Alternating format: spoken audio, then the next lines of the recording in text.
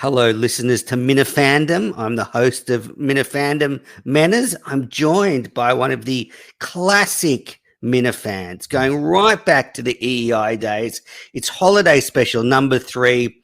It's Tim in Canton. Tim, welcome to Minifandom for your first appearance on this fine podcast. Menace, thanks for having me. I'm happy to be your third input.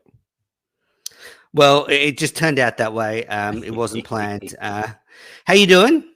Doing great, buddy. Doing great. Like we were just catching up on some things.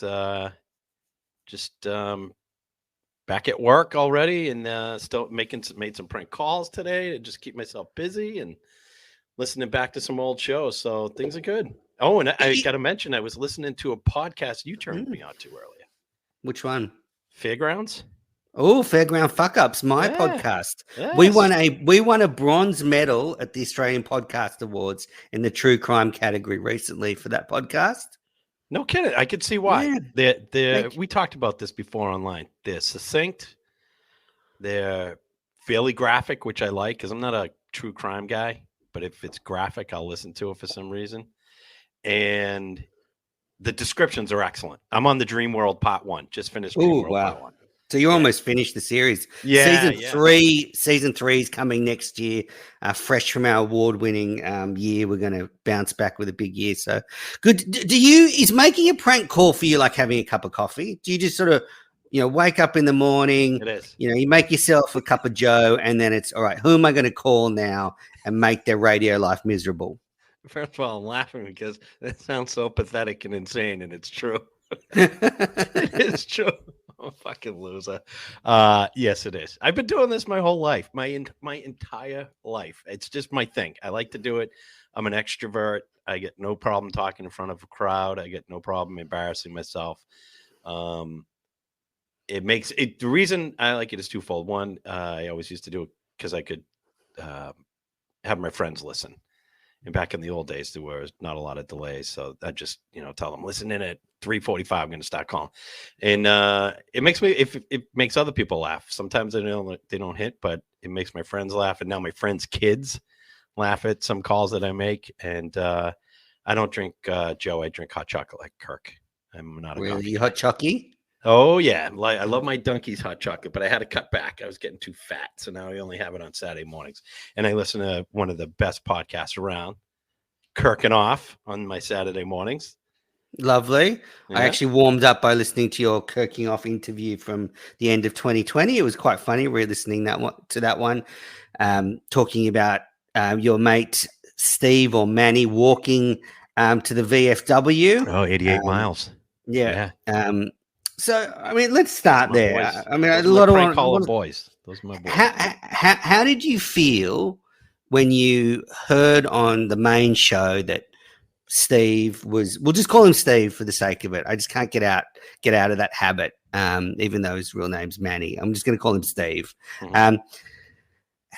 How did you feel when you heard that Steve was involved with getting Tibbetts onto Kirk's family? Oh, I didn't. I didn't think he did. You didn't think he did? Nope. My first thought was what I know of Steve / Manny is that that's not something that he would maliciously do. So I just didn't. When I heard it, I thought, no, there's no way Steve was involved in doing something like that. So. Yeah, and I sort of done some digging, and it seems like he wasn't really involved. It seems like Sneakers acted alone. If anything, Steve probably got a message, and sometimes you get messages on Twitter and you don't really look at them properly, and you might laugh or whatever. But what do you think happened? Do you think Steve did that? What, did he laughed at something? No, that he was sort of I guess culpable. No. I don't think he was involved. I think he was an unwilling participant, and that's my own personal opinion. I don't think just the little that I know, the little that I've got to know him. No, I can't see him doing that. There are things he definitely would laugh at that I laugh at too, that other people may not think is funny. But I also know that he's a great dad, and I'd be shocked if I were to find out that he actively participated in making that happen. I'd be shocked. But that's the little that I know of him, and that's what I base it on. Yeah, I mean, because when I was listening to Kirking Off, I mean, the only person you love more than Kirk is Steve from Providence. I mean, you really loved his calls going back to the Loved EI him. days. Yep. Yep. So I imagine you first were you first like shocked that Steve was involved, even in at all? No. No? He's No, I wasn't shocked to hear his name mentioned. I would be more shocked to hear that he was an active participant. I was not shocked to hear that his name was somehow involved because people love to include him. People love to include him on everything. We've gone to football games together. We've become friends. So it doesn't surprise me to hear that his name was in the mix. But like you said on your show, I don't know the whole story. He doesn't want to talk about it, and I respect that. But I also know that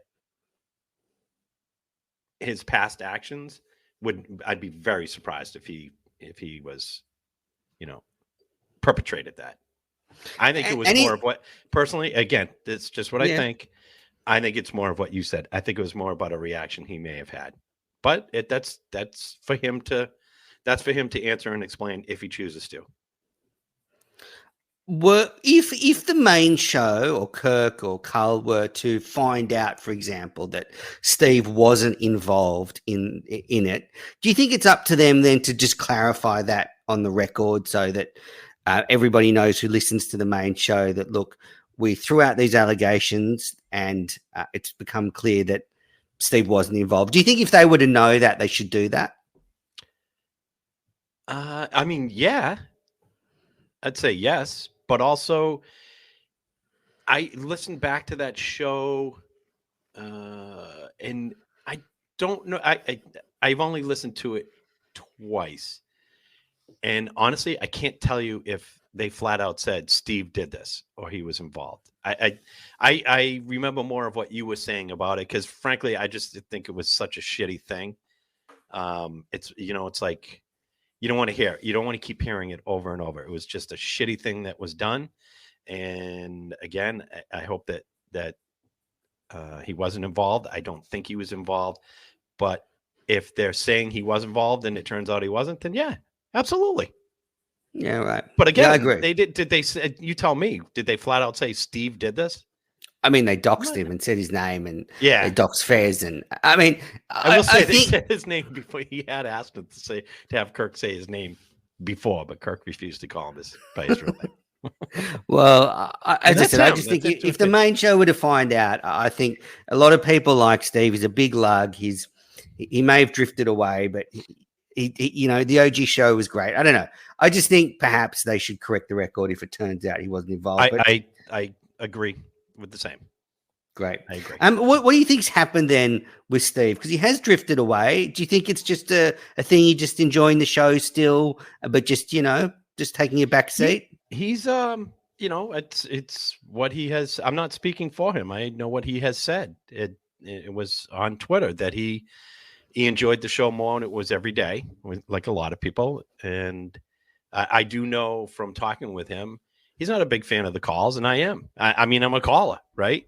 And he makes fun of me all the time about it. And it's just not his cup of tea. Hey, everything evolves over time. We all Absolutely. have things that, I'm the biggest ball suck to the show that might be out there. And there are absolutely portions that I'm like, I could do without that. But I don't, whatever. So I can't speak for him. He absolutely not. Yeah, but it seems like the OGs, some of the OGs have drifted away in the last year. Quite a few of the old EI hardcore Minna fans seem to have drifted on, which, as you say, is just life. People, taste change and move on and stuff. Yeah, like the OG show, I do miss doing that show because I love those guys. RA, TJ, who is banned on Twitter and has to have a burner account, and Steve. I love doing that show. All he did was laugh every time we did it. Is TJ banned for opening too many baseball cards on Twitter? Well, it could be one of many things, from what I understand. So yeah, I think we have drifted a little bit. I mean, RA got married. That's no big secret, and he's starting out as a new chapter of his life. And me, Steve, and TJ, we've got kids and work. So, the schedules are tough for a couple of guys that were involved in that. So it was not from a lack of wanting to do it. It was from a lack of wanting to do. It was from a challenge of actually doing a good show instead of just, show up, throw up, and say we did something. I mean, my own nature is quite. I'm quite loyal and I'm quite obsessive. So, I love. I've stuck with Kirk for I've listened to him now for 7 years, I reckon, since 2014, somewhere around early there. on, yeah. And I know you go right back to when he first went on EEI. What is it that not the weekends?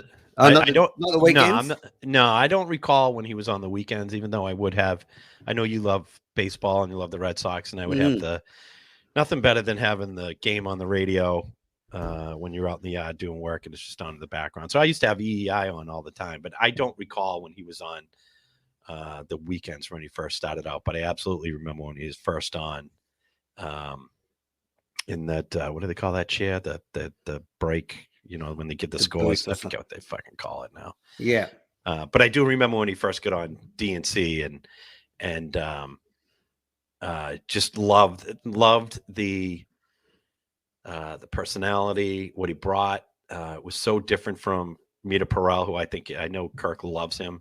I think he's got a fake voice, and but when I listen to you talk about Kirk, what I think you like about Kirk is you like the fact that he's very genuine, and you also seem to really respect the fact that he's got his eye out for the little guy, that he's not some pompous asshole. Those qualities seem to really, draw you to him. I mean, is I've never been to Canton, but is it like a battler place? Is it a bit of a shithole? And I don't know. You tell me. He's like a bit of a shining light. So I'm laughing because my name is Tom and I don't live in Canton. And I've said it many times. It's a valid question. So, and first, from what you said about Kirk, 100% agree with you why I really liked him. And I like Jerry more than I ever liked Dino. Dino was I don't know how to describe Dino, but he was more the, your prototypical TV to radio sports guy. I don't want to say empty suit because the guy definitely has a personality, but I gravitated more to Jerry when it was just DNC. And then when it was Kirk and Jerry, I just freaking loved it because it was pop culture. It was politics. You're so right. Even though the guy, what I love about Kirk, and this is why I think he's such a treasure, is when he talks about the area. So this is getting to your question about Canton. He knows so much about the area. There's not a lot of people like him left that are in broadcasting that truly know the area. He loves hot dogs. He knows where to get a good hot dog. He talks about Papagenos. He talks about things that are super local. And I know you like on the NH cast how Chris and Ethan would talk about just going to the registry of motor vehicles, right? That's Kirk. Kirk can paint you a picture of what it's actually like to grow up in Boston. And that's my experience. My experience is very similar. In that we all, I know the places he's talking about. So, and then as far as in his mind, he's just freaking brilliant. The people that are brilliant just amaze me. And that's, I just can't get enough of listening to them and wondering how their mind works. And then as far as Canton is concerned, it's a nice town. It's good. It's good. You're not even from there. You're probably from Lexington or something. Me? Probably Kirk's neighbor. Yeah. No, I'm from Norwood. Tom from Norwood. So the reason I'm Tim from Canton, it's a town over.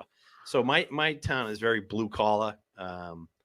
You don't get a lot of land for your money, but there's great neighborhoods, great families. I grew up here. I've lived in the city for like 12 years, moved back when I get married. Raising my family here. Is very affordable. It's safe. You can walk around the entire town at night. Hell, it has Dave's favorite. Nowhere in America is safe. I mean, oh, come on. Nowhere. Stop that. I see your tweets about what people say about Australia and all the riots, and you said it's not true. It's the same about safety in America. Okay, sure. Now, Lexington, Winchester, where Kirk grew up, those are nice towns. That's a W town. Dave is right.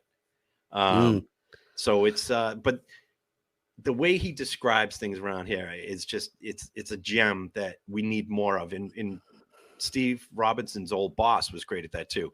He knew so much about the city of Boston. He could tell you how the mayor was the chauffeur for a former mayor when nobody knew. It's things like that Kirk is able to share as well, which is it's just awesome.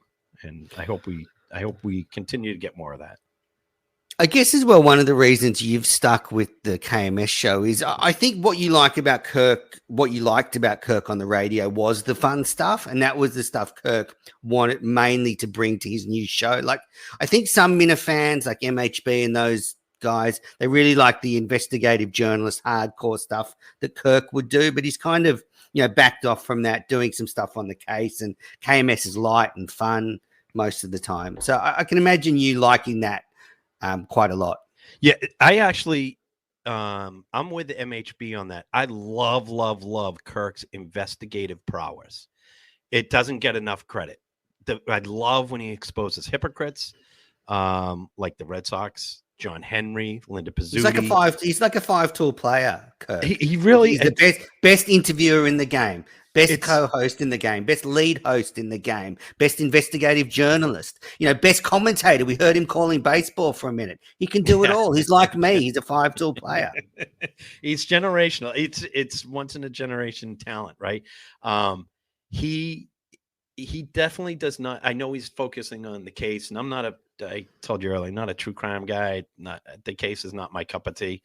But his exposing Kevin Cullen was freaking masterful. They should teach journalism classes and have him come in and guest speak about how you uncover the truth from a plagiarist, decades-old liar, right? That's working for a company that continues to spout lies. It's just, he's so good at that piece of, I guess you call it journalism. And on top of that, he's freaking hilarious.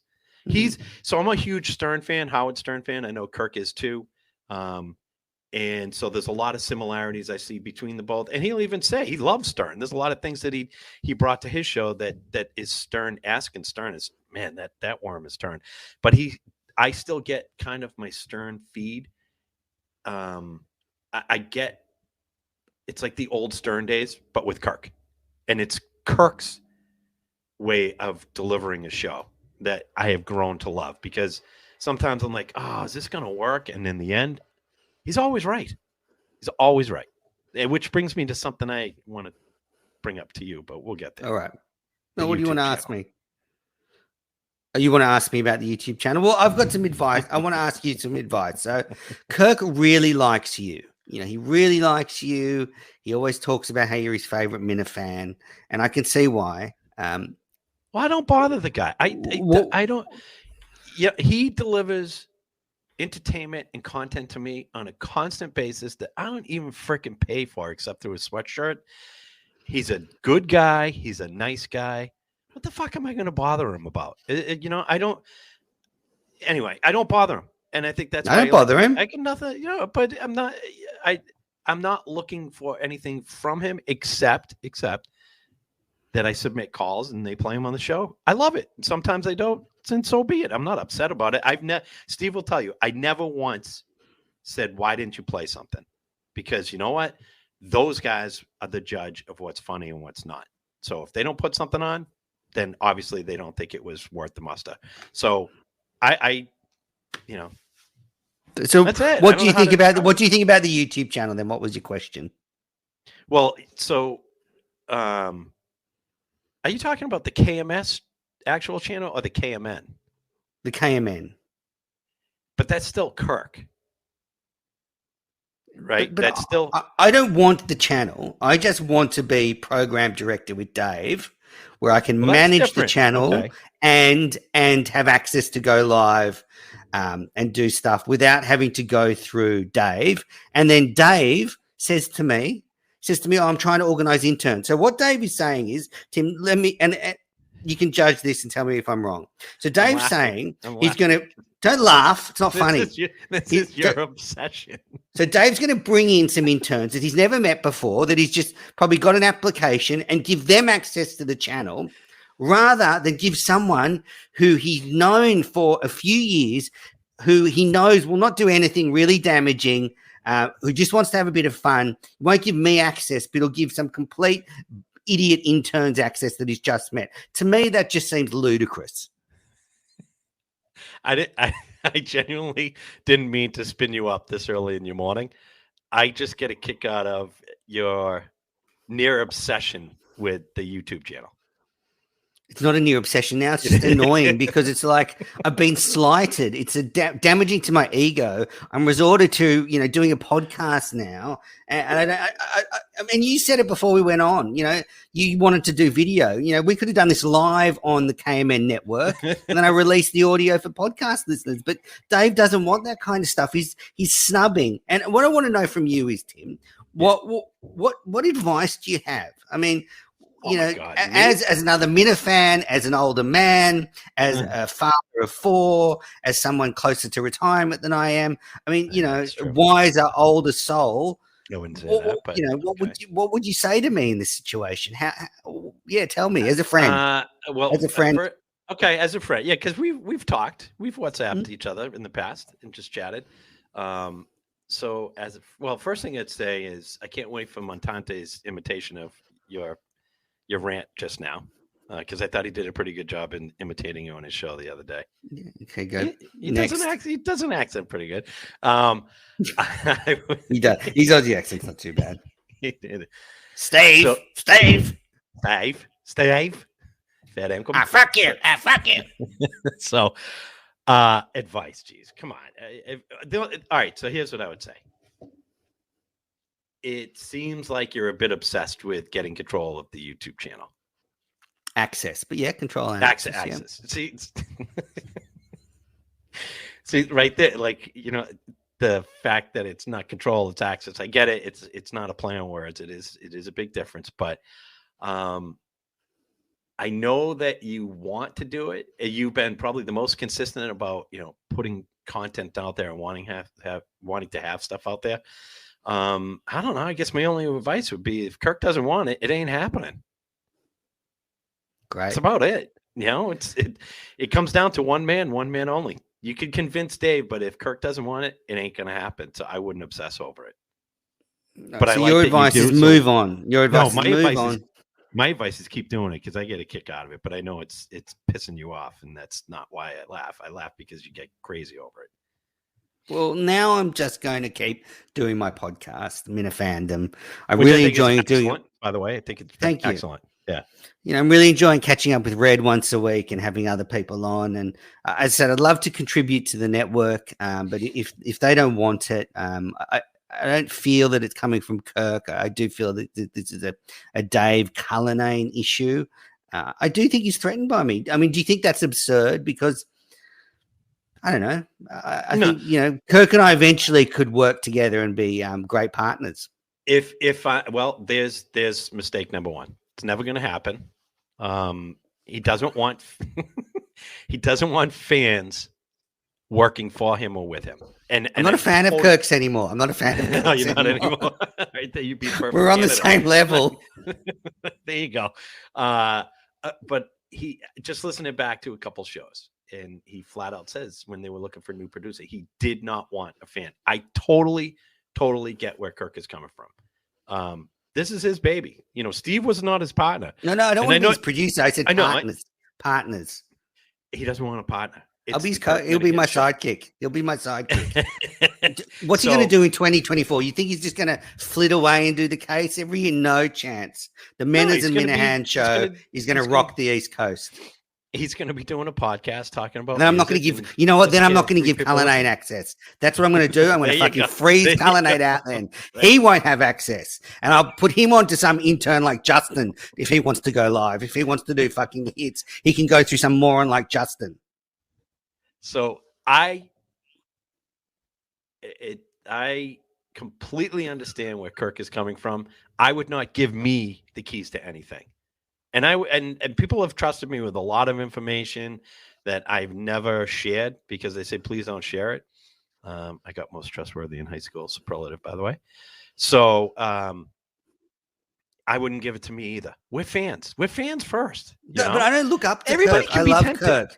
I know love you Kirk. do. I think he's amazing. I think he's an inspiration. He's the greatest broadcaster in history. But I don't look up to him. He literally just was on a radio show that he got sacked after 2 years, and now is hosting a podcast. Like, he's not some fucking god in the sky. I mean, Jesus. Anyway, but I've gone off topic. But I see where he is coming from, and we are all fans first. We really are, and I totally agree with him. I can't believe he even lets fans come in the studio. I mean, there's some wackadoodles out there. So, so two things on that. Jokes aside, I'm a fan, and one thing I love about the Kirk Minahan world is the escape. It's so much fun. You get away from all my usual shit and cricket and stuff. So, I love being a fan, and that's why I do these shows, because it's great to be a fan. I'm not a fan of cricket anymore, for example, now, because I work in it. So, I'm just a fan. And with the studio thing, honestly, Tim, I not for 1 second ever thought I would be in studio with Kirk. Not for 1 second, listening to him on EI, whatever. I never thought it would be humanly possible, not because he's some fucking god, just because I'm in Sydney, he's in Boston. It's not going to happen.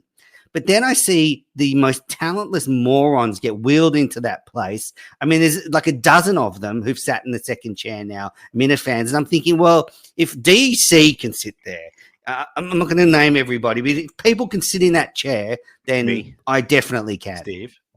Yeah. I'm not going to start naming people. Oh, are you talking like on a consistent basis or no, just once, like once, Oh, I'll go every week, sure. Don't you think that's part of the reason he doesn't want you to, because you want to so bad, and not to cock block you, but because, I mean, other people definitely want it. It's an honor, right, to be able to sit there and watch him do his craft. It's just fucking amazing. But a guy talking. It's amazing watching a guy talk into a microphone. You should hear yourself sometimes. Yeah. Okay. Well, it is amazing to sit there and see that the guy has 0 notes, but you wouldn't know that because you haven't been in studio. He comes in and he's got it all mentally prepared, and to be able to, what's the word? Ugh, I hate this corporate word, but I have to use it because I can't think of another one. I'm drinking wine. To be able to pivot on a dime and be just as funny on the next topic that wasn't expected, it's fucking amazing. It really super is. Sharp. That's why the live shows are so good. Oh, it's unbelievable. Unbelievable. Yeah. Same with the callers, right? Some of the worst callers he makes unbelievably funny. So when you say there are people that you don't think are talented enough or smart enough to be in that room, don't you think that that's part of what is so great about what he does, is he's able to make absolutely us laugh? Yeah, I've always said that he makes anyone 1,000 times better. That's why I want to go in. He'll make me sound awesome.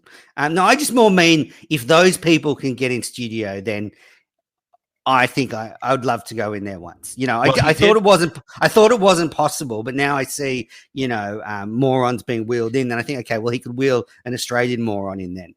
He did make you an offer, if I'm not mistaken, to the Aussie Minifans, which, by the way, I'm a 200 fans or something come out here. Yes, he would come over and do a show. We're about 185 short at the moment. And Jamie's in and out as a +1, -1. Yeah, Jamie passed away on Christmas Day of brain cancer. R.I.P. So who's doing those Jamie podcasts that I'm listening to? Some other guy. COVID hasn't been good for the Aussie Minifan show or its campaign to bring Kirk down under. Yeah, I got a few more topics I want to ask you about. So, what is your process of documentation and listening to the show to get such amazing detail? Now, what I do is I wake up once and I usually because the show drops usually when I'm asleep. Right. So I wake up and I listen to it once when I'm sort of half asleep, doing stuff, getting my day ready, whatever, you name it. And then usually later on that day or the next day, I'll listen to it again. And you pick up quite a lot of stuff you might have missed from the first listen. But I'm not like you. I'm not taking notes or anything. I might put a note in my phone if there's something I want to talk about on this show. But, what's your process? Is it maps? Do you have a war room? Do you, have you sort of cleared out one of your kids' rooms and it's just, where you sort of log every minute? What do you do? Not yet. And I don't have a drone that follows Kirk around yet. But let's see. In all serious, I'm going to grab one right now. Hang on. So Tim's just going off from his microphone. Best in the business. He's back. This. Oh, yeah. He's showing a notebook. Get these little journals that I have. He's showing his journals. I forget how I started. Some of the pages are stuck together, which is a bit creepy. Absolutely. There's some notes. You can see the scribblings of madness. I think how did I start off? Because much big thing about me was that whenever I call in, he say I was working from a script, and I did that once. I love that guy, by the way. I love you got to get him on there. He's the best. He is. Oh, he's awesome. The only EEI show I like to listen to. So I forget how I started taking notes. I think it was when they started taking calls, and I was noting down just little things about each personality. And at the time it was Steve, Mike, and Kirk. And I just note little things. And I think I started by just calling in and asking kind of like a trivia question, which Oh, yeah, I remember those. Yep. Yeah. And that's how I started out. And so what do you do now? Is it get up, you transcribe every show? Yeah. Sorry about that. Do you transcribe every show? Do you sort of go through it line by line? What is the process? Yeah. So when Kirk at one point said, you know what, Tim's going to be our official historian. I know he had been looking for one. And so this goes back to the Howard Stern days. I always wanted to put up a website, which I actually do own a domain. I just haven't had the time to put up the content. Howard Stern, it was called the Howard Stern, I think it was Howard Stern Fan Network.org or something. And the guy would post show information every day. He just, here were the topics, here was what was discussed, here were the guests, blah, blah, blah. And I always loved that because you could go back and reference things. And so when I get up, when I hear the show, I listen to it once. The first time I listen is kind of like drinking wine or eating chocolate. I savor it. I listen. Sounds like similar to me. Is it? Okay. So I listen at normal speed and I kind of think of things that I'm picking up as I go through that I find interesting. Now, being the historian, I want to make sure I capture it all. So then I go back, I re-listen at 1.5 and I just note. It's mostly bullet points. I think I shared it with Steve once and he said it was the ravings of a lunatic, but it's, I have notables, quotables. Oh, you know what I do as well, Tim? Yeah. If I'm listening and something comes up, I will actually just take a screenshot and then it's got the time code. Yeah. And I can go back and go, I wonder what they were saying, why I screenshotted that. Go on. Well, the process when it's decent out is I take the dog for a walk every morning and I would listen to for the second time at the mid-morning walk. And I have a little notebook and I just write timestamps and what the topic was. And then I could go back and yeah, they're pretty damn meticulous. You know what, after this, I'll send you an example of one. They're very meticulous. And because I do think this is historical and I do want there to be a record and I will eventually post it to a website. And the last thing, this was the same with the EI, and I used to give Trenny crap for this. She wouldn't even know what was going on. She's like Jared. She wouldn't even know what was going on with the show. So it was always, okay, spend the first half of the morning bringing her up to speed, and then she'd be involved, right? Whenever she was on the radio. I probably listened to each show at least 3 times. Once regular speed, once at like 1.5, or maybe a little bit quickened up. And then I'll go back again just to review old shows. If I'm thinking of like, right now, pulling the callers, I'll listen at double speed so I can see where they are and then edit them out. Or I'm working another project that has to do with Mike that is pretty interesting. So I'll go back and listen to those shows at double speed and pick up where Mike is and just note.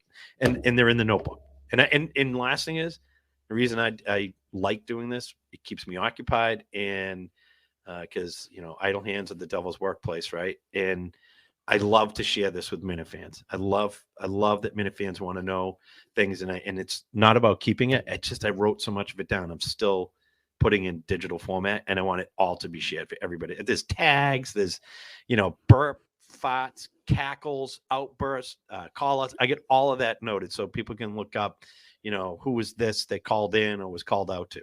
A hip. Kirk had a problem with his hip, so I started noting every time he mentioned his hip, but those are fun to go back for the trivia game. So I can say, Kirk, guess how many times you mentioned you had a bad hip in the month of July? And it'll be something like 82. Hilarious. It's stupid. It's stupid. But There's a book in this for sure. There's definitely a book. There's material for a book. The problem is I couldn't write a book. No, not you. But I got the material for it. For sure. Yeah, absolutely. You get a ghostwriter to help you put all your notes together. I'm just plagiarizing what I've seen other people do for other shows, and I'm trying to change the format I have it in now. It's all bulletized, and I want to put it into more of an overview. Show opened with Kirk talking about the temperature was at an odd number, should always be at even. Then he bitched out Steve for 5 minutes, and that led to blah blah blah. Right now, it's just bulletized. Temperature was 69. Kirk pissed, and that's all it says. And it's amazing. No, it's fucking crazy to think someone actually does this for no money, by the way. I've loved these call-in shows. I think they're really great projects you're putting together. So you like those? For those that haven't listened, Tim's basically going through 2021 month by month and putting all the calls together in one neat little listen. It's really fun. I think you've done a great job. You said to me privately, you started editing out some of the boring stuff like the golf tips and stuff. Which makes sense. And if you haven't listened to Tim's compilation shows, go and find them. They're on Minifan HQ. Carl's putting them on the network, so obviously you've done something right to be allowed to put something on the Cayman network. Well, all right. So I've got it. This isn't advice. This is just my process. So, and by the way, thank you, Metis, because you have been saying for a long time. You even privately said to me, you should be getting credit for this. And I'm not looking for credit. I thoroughly enjoy doing this because other people get enjoyment from it. And a lot of people are like, oh, these suck. We don't want to hear calls. No problem, because that's all these are. Then it's a win-win. You don't have to listen to a second if you don't like the calls. I really enjoy them. I think that some of them are friggin' hilarious. Should be archived. Your show should be archived in some museum in Boston. Oh, Jesus Christ. Well, it could be at the what do you call it? The Peggy Lawton factory. Maybe they could archive it and store it there. It is a nice, cool place. And so I love sharing them, and I love that people are enjoying them. I enjoy doing them. And what was the other thing I was going to say? Oh, so Cullinane. So Dave has been extremely helpful. I told Dave I was going to do this, and he said, let me know what I could do to help with, whether it's having intern Harrison help me, which he's helped me a tiny bit, but he really hasn't had to. I'm not good at, creating that graphic so it can play on YouTube. I couldn't figure that shit out. I didn't have the patience, didn't have the time. So I just submit the calls to Dave, and Dave does that for me. So that's nice. It is very nice of him to do. And it takes him a long time to do that sometimes, because some of these shows like 3 hours long. Doesn't take that long. There's programs that do it for you. But it makes my life easy, because you know what? I'd rather just cut the audio and send it to him, and then he can worry about how it gets posted, because that's where it would take me 2 weeks to figure that out. I love Dave. I don't know why he doesn't like me. It's very strange. Would you be mad to know that he bought me lunch one day? No, I mean, I'm 10,000 miles away, so he'd do well to buy me lunch where I am. The call-in shows, though, I've got a bit of a challenge for you. Uh-oh. When you finish 2021, can you go back and do 20? By the way, can you go back and do 2020? Yes, I bet people have requested that. Definitely going to do it, because I think there are some fucking gems in 20. Here's a gem from 2020 that I haven't heard yet, and I'm in May now. Who was it up in heaven? Was it ML or DL? It was Real Graphic Sex with Kirk's father. Oh yeah, okay. I forget it was so good. I can't find them. They're back in 2020. Those were great. So yes, maybe Steve cut that audio. Just be no. They're there. It's just that it's not in 2021. That caller was in 2020 only. Like John Amos, we hadn't heard from in a long time, and lo and behold, freaking guy calls in December. I love it. What a great way to end the year. Did you hear the best of that Harrison put together? Yes, listen to the whole thing. Thought it was very. Did you like it? Excellent. I did a lot. They put every Trump and Amos call in, kind of stealing your bit a bit. But anyway, no, I don't think it is, because they are top-notch Hall of Fame callers. Funny every time. Funny. I'm hearing the Trump calls and John Amos calls for probably maybe the fifth or sixth time, and I still laugh. My wife's like, "What are you laughing at?" Oh, you're doing that call-in thing again. Ugh. she's disgusted by it, but they still make me laugh. It's still, so I'm glad that those are in there. I think they're great, and I thought Harrison did a really good job. Really good job. Now, do you know who Dava from Hull is? He's this sort of big Portuguese guy. Dava from Hull. He's going around saying on different podcasts that he's not a fan of yours. I don't know if you've heard. Yeah, smelly guy. He's been going around saying that he's not a fan of yours, but it's actually just jealousy, because he's actually just jealous of how much Blind Mike's daddy loves you. Do you have a restraining order out on BMD, or what's the situation with that? Well, if I do, then I violated it myself, because I talked to him again today. I talked to him probably 3 times a week. Okay, so you're real mates. Yeah. So I think Dave's just jealous then. Oh, he's the best. I genuinely, I really like Dave a lot. I've heard what he said, and my first reaction was I was cracking up. He's not wrong. I agree with everything he said. I'd be sick of me too. And I love BMD. I think I gotta say, I think I've figured something out here. So as far as me and BMD are concerned, we collaborate a ton. We're huge fans of Richard and Sal from the Stern Show. So anybody that listened to them will know how that they work together. I called him today before I made a prank call, ran something by him. He said, you know what you could do is try this. And I did the one that I originally thought of. And then I did another call with his thoughts. And I like the one using his ideas better than my own. So he's a great guy to collaborate with. He cracks me up. He's a great guy. He's boring, but great. I'm all right. I know great. You do not like him on the show. No, he's a nice guy. He's so boring. I'm all right. I've got some more questions for you. All right, so listen, Dava. Yes. Yeah, go. All right. Let's get back to that. We'll settle. It takes you a long time to answer a question. It does. I talk a lot. Dava, I stuck up for Dava when he was accused of stinking. He actually did not. He had a slight smell of cologne, but it wasn't overwhelming. And then I sniffed him again up in Saco, and he smelled great. I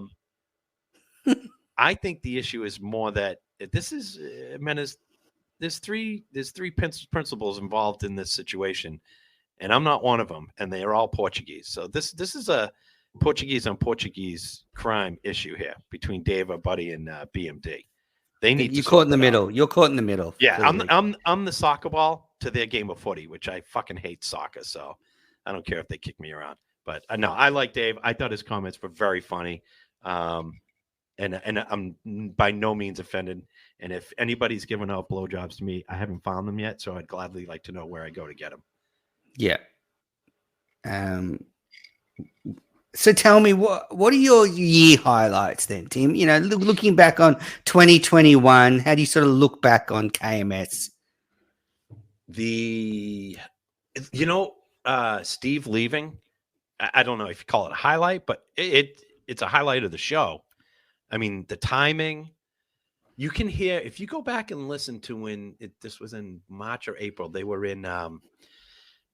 doing casework and recording podcasts, no calls, just talking about the case, doing a show, sitting in the car. Steve was so fucking happy. You could just hear it, laughing, joking, very light. And once he was back engaged, he was checked. He even said he was checked out to the live shows, not to rub more salt in your wound, but maybe if, the wackos in charge of your country would let you out for a change, you could come here. Borders are open now. I'll be coming next year. Okay. So nobody's dying because they can't get into NSW from Victoria for a surgery. No, not anymore. Not anymore. All right, that's good to know. Yeah, that worked out great. So no one's dying here because they don't get health care, unlike in America. But continue.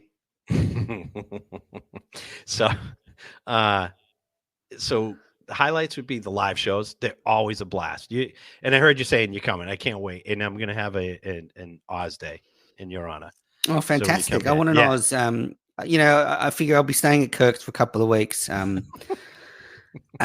it'll be fairly central. I'll Uber everywhere. It's gonna be fun. Well, I'm local to the area, so we're gonna have an Oz day. We're gonna do a little shrimp on the barbie, mate. Fair income too, right? And we'll get all pissed and we'll fight each other. It'd be like a homecoming. Another highlight would be. Do you want to know the craziest coincidence? You'll love this, Tim. Tim, you listening? Yeah, I'm thinking of the The other highlights. craziest coincidence is Kirk's cousin actually came into my cafe. I know that story. Before Peter's funeral. And I was there, and this guy paid with a credit card, and it said Minahan. I'm not going to say the first name. And I look at this guy, and I was going to say, I listened to this guy on the radio in America, and I thought I'm going to sound like a lunatic. So I didn't. I just handed back the card. And I listened to EEI the next week or the week after when Kirk was back, and he said, my cousin even flew in from Australia. And it all works out because his cousin's a lawyer, and they're all near where my cafe is. So, but that's the craziest coincidence. That is very odd. It really is, because you've got a little cafe downtown Sydney. What are the odds someone from Boston, Mass is going in to have a couple of good eggs? That is very, very odd. So other shows. So you said live shows, show highlights, Steve leaving. How would you sum up Cullinane's first few months in the job? I'm the wrong guy to ask. I freaking love the show. I want these opinions. That's what I got you on. You can't all be. I'm not a fucking opinion guy on stuff like that, because I love. Say it's good. Then say it's good. If you think it's good, okay, it's good. I mean, I know everybody likes to say. I don't want fake opinions. If you enjoy it. I've enjoyed the show. I think the show's been amazing. It's everything else Cullinane's fucked up, but the show itself has been, 100 out of 100, pretty much. All right, I see what you're saying, because I whenever people ask that, I always think they're wondering who's better, Dave or Steve. They're just different to me. I just want to know what you think. I love the show. I think Dave's personality cracks me up on the show. Just the stuff he said, like the stuff he says and how he says it, and then he backtracks on it. It fucking cracks me up. Also because Kirk calls him on it all the time, and Dave will admit, I don't know what I'm talking about. So yeah, I think the shows have been great. I thought the shows were great when Steve even said he was checked out. I still think the shows are great. I'm sorry. People want me to criticize it. I love fucking chocolate. I'm never not going to love chocolate. I can't criticize it. Whoopie pies, hot dogs. Those are my favorites. And I guess, though, I like Cullinane, obviously, because, he was in Enough About Me for that week. And that if you're a Minna fan, a classic Minna fan, then you've got that little egg of that story with Dershowitz that sort of I enjoyed. But then also, I think having Dave, that does remind me of a bit of the old radio days, the dumb fucking bumbling producer that Kirk can, shit on when he's short of stuff to talk about. I mean, I love it. I see what you're saying, but the funny thing is he's probably more inclined towards a podcasting environment than Steve was. Dave, this is going to hurt you, but Dave does see the value in social media aspect and YouTube aspect. Steve wasn't as big on that. Steve was more in merchandise and ad sales. What are you talking about? But look at the figures. Things have fallen off a cliff since Cullinane took over. No, I know. Even the figures on the YouTube network. No, I mean, there's Steve had a lot more smarts. I mean, he got that guy to make all those videos that took off. Dave's a big proponent of that stuff. He's a younger guy. Yeah, but he's all talk. He's all talk. When does he deliver? He delivers to Holly. I know that. He's got two kids. You answered my question. All right, 2022 show predictions. I don't know if you heard Red and I. I'll say it right now. Show over. Goodbye. Say goodbye, KMS. Red said the same thing yesterday. Did he? I didn't hear that part. Yeah. I think it'll be the show. I think it'll be the show's best year next year. Any other predictions? I think Clemmer will take mental time. Who? Clemmer. Chris Clemmer. Oh, Chris Clemmer. Let's see. Show predictions. Jared gone. Yeah, good. I think he's gone from Barstool by all reports. Yeah, it sounds like it. I think we'll see my prediction. Dino will be on an episode. Getting that feeling just from the last couple times Kirk mentioned him. I like Dino. That'd be fun. Yeah, I think that'd be fun, especially the way Kirk would interact with him. I always loved that he threw that fucking bolognese out that was in a plastic bag. What other show prediction? I think the main one for me is that the show will be over. It's fucking weird to take leftovers to your coworkers, though. Like, fucking weird. I mean, very strange. It is. Do you know someone once offered me leftover? This is no lie. Leftover ice cream. Jesus. That's fucking disgusting. We were in the driveway, and my neighbor's daughter came home from a weekend away, had a cooler full of food, and some of it was ice cream, and said, "Would you guys want this stuff for the kids?" Like, no, you can just throw it out. We're not fucking animals. Thanks anyway. Yeah, Besides, it wasn't chocolate, so I didn't take it. All right, so they're your predictions. I think they're pretty much similar to Red's. What anything else you want to talk about? What about you? I gave mine yesterday. You can go back and listen to it. Well, I was fading. I listened to your show twice, and I was half asleep the second time I was listening. Okay, well, do you want me to notate it? History? Yeah, please. You could do all of Minifandom if you like. Maybe wait until I'm on the main show with Kirk for that. What about also that you will be here for the May or June show? That is great. Another prediction. Do you think I'll be in studio? No.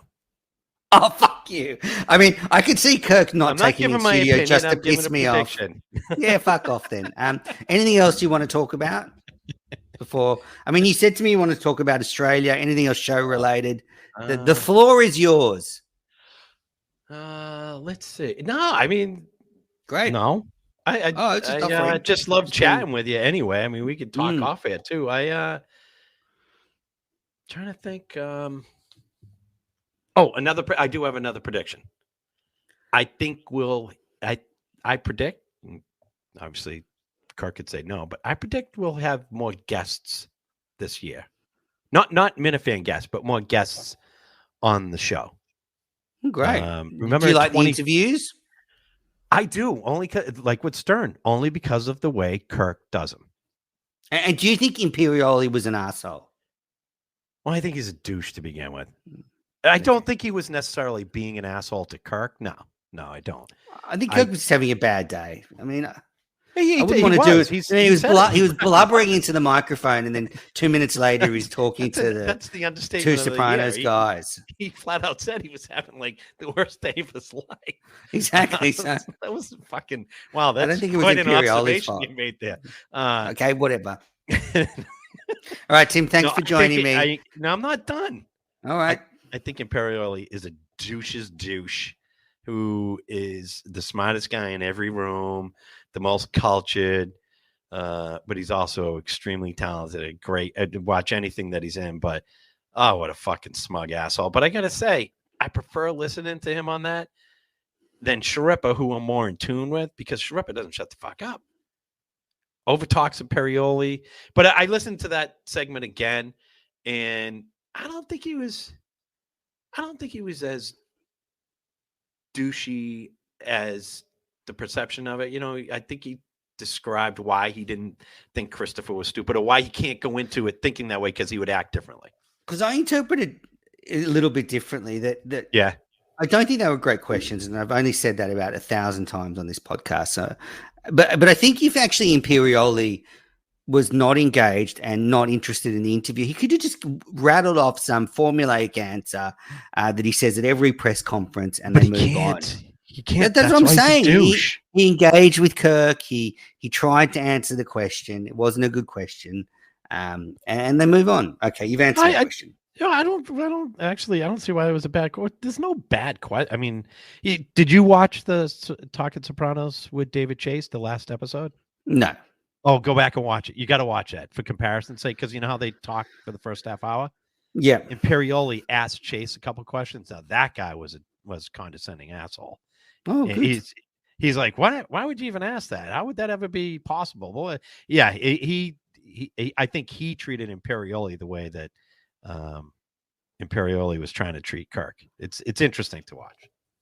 Shit runs downhill, buddy. Always. Unless you have spray diarrhea, then it can go up your back. And then eventually it runs down. Fact. Correct. All righty. Well, anything else, Tim? We're going to talk Australia, so everybody can turn off now, and we can talk Australia. Yep. Shoot Australia. What do you want to know? All right. Have you been to the Kimberleys? Is it Kimberleys or Kimberley? The Kimberleys. Yep. Is it as nice as it looks? All of Australia has immense natural beauty. A bit like America, just spoiled with, beautiful places. I had a whole tour for Kirk planned. It's never going to happen because of COVID, so that's a real shame. But you said you've been here before. Long time ago. Yep. And let's just say that I'm a what do they call people that love England? Anglophiles. Yeah. I'm an Australia file, I guess. Yeah. I just heard the call where you called up Steve and said, ironically, you said there's one country you want to go to. And it turned out Steve wanted to go to Australia. Australia. He's, Yeah. he's another Australian file. I fucking love Australia. Midnight Oil is my favorite band. Road Warrior is my Really? favorite. Oh, I love the Oils. Road Warrior 1 and 2 are my favorite movies ever. I think I've seen them each upwards of 100 times. Get them on DVD. I bust it out once in a while. I love Mel Gibson. I don't care. He's a crazy fucker. I said it actor. yesterday. Such a great actor. Such a So great. I good. want to go to Broken Hill, see where they filmed it. I showed you my Vic Bitter shirt. I think if some English judge had thought differently and didn't say America but said Australia to my ancestors, would be neighbors at this point. Well, hopefully one day you can make it down here, Tim. I That's can our show you family's goal. around. We can walk across the Harbour Bridge together and I've done that. listen to KMS, all that stuff. We could hold hands and listen to KMS. No, we do the earphone thing, share earphones. One earphone each. That is a goal. And look at each other when there's a funny moment and smile. Yeah. And just share the moment. Yeah, Opera House in the background, the seagulls flying over, the beautiful warm sea breeze, and then just finish off at Bondi Beach, having a bit of a dip. So I do have a question for you. You had mentioned crime. So I'm curious, from an Australian's point of view of America, do you think that America, every city is like crime ridden where you can't even go out anywhere? I know in Asia, a lot of people are under that impression. No, I've traveled America a lot, right. and I've been to 10, 15 cities, so I've seen it a lot. Things that strike me when I get to America are the homeless people. We don't have the homeless epidemic that you have. So, San Francisco, LA, New York, I mean, you name it, that you turn a corner under a bridge and it's full of homeless people. I just don't think that would happen in Australia. And then the gun thing, I mean, it's real. Australians just think you're all fucking nuts because we gave our guns up ages ago. We have very low gun crime. Kids aren't shooting each other by accident because there's no guns. So, I think that there's not the impression that there's you can't walk the streets, but there's certainly the impression that there's more crime. I mean, when I was in, when you're in American cities, you can feel a bit, if you go the wrong block, you feel a bit dodgy, but absolutely. Yeah. Yeah. So you don't have it the same, huh? Not really. I mean, there's bad areas in every town, but Sure. Sydney's nothing compared to yours. I mean, absolutely nothing. They don't even really exist. They're just unlucky, you run into the wrong person at the wrong time. It really is down to the street in America. Like where I lived in Boston, it was literally one street away, you could get murdered. But one street over, didn't even cross your mind. But I do want to say what I want to love about America, because I've just said all the things I hate. There's a lot I love about it. It's good. I love the people. The people are always really friendly, apart from 50% of Minifans. There's a real buzz on the street in America because there's no healthcare, because there's no welfare, because it's basically a dog eat dog world. It's really driven. Everyone's fucking amped up. You go to a restaurant, they want to get you in and out so they can get another table. I love the energy. I love the vibe. I do enjoy traveling to see, it's a wealthy country, so there's a lot of great things about America. Going to the sport, going to the baseball, the basketball, ice hockey is amazing, I agree. The natural beauty. I mean, America's a great place. Just take out the guns and you'd be far better. So not to get too political, but don't be under the misrepresentation that there is no healthcare or what else did you say? Welfare. Yeah, it's available. Yeah. It's available to everybody. But it's available to everybody. Good. Yeah. So it's only, it depends on where you get your information from. And in the homeless thing, I couldn't agree more. Burlington, Vermont, which is pretty far north, actually has a huge homeless issue. And one of the and I always wonder, why would you be there if it's so fucking cold all winter, right? But there are a lot of programs that are available to people that are homeless, and so they tend to stay. And I think it's more of a mental health issue anyway. I mean, who would choose to be homeless if they would? Very few people would choose to be that way. but I think we have a massive mental health problem here in the United States that maybe you guys don't. There's no way there's not mental health issues in Australia. There's no way. There's tons, massive mental health issues here. Do you guys have? We just lock them up. We just lock them up in quarantine facilities so they can't get out. They're not homeless because they're stuck in there. Yeah, of course. Yeah. See, we don't have those anymore. We used to have massive institutions. When you come here, I'll show you one. It's like a set of Halloween. You know, it's all brick. It's massive. It's scary at night. But we don't have. They closed them all down. So a lot of people with mental health issues now are out on the street. They can't get that. You know, it's only day help at a hospital. But how's the? I'm not in a lot of Twitter threads. I tend to just DM people. So I know there are group threads that I'm in, but I haven't checked in months. How is our Australian thread? I haven't been there in ages. Dead. The Australian Minifan community is really taking a dive. I think the fact that we can't travel and go to live shows and get Kirk here for live shows really, set us back a few years. Jackson from Australia is a great Minifan. He's on the rise. I think he's probably the second best Australian Minifan after me. He's probably leapfrog Jamie, who's, he's off now. Andy's great. Andy's really good. So there's 5 of us in there. Me, the honorary member. Yeah, maybe 6 with Jackson. And there's a couple of garbage munction, is it? Or there's a couple that live down under, but are from Boston. Oh, okay. All right. But but I would think that with the situation with COVID that you would talk more about the show or, to kind of have something to do. But there isn't, huh? What do you mean? I would have thought you guys would, they're not too chatty about it. No, they're not too chatty about it. No. All right. So are you yourself in a lot of Minifan threads? No. No, I get added to them and I exit them. I just don't like them. I had one thread for the Minifan Mash that went really great for a month or two, but now I don't have any chats at all. I just find their time sucky, and as I said before, I'm a bit obsessive, so I end up just chatting all day when I should be working, and also the time difference actually does work out that it's your night time is my work time, so I can't really get distracted. I'm with you on the group stuff. I kind of stopped participating because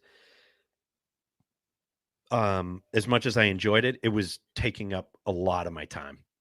So I'm with you. I get added to threads. I don't even know who they are and what's in there. I accept almost anything. I